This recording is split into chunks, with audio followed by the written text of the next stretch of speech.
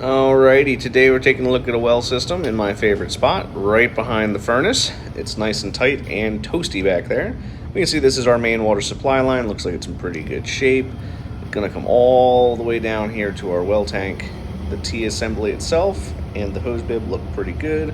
It does look like we're missing a check valve right before it gets out of the wall, so that needs to be addressed. Nothing too crazy on that though.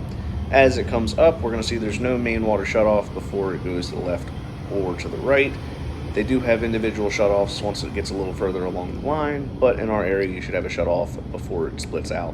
We can see here this shutoff is leaking, so we're going to tighten up that pack and nut for them so that way we don't have a drip anymore.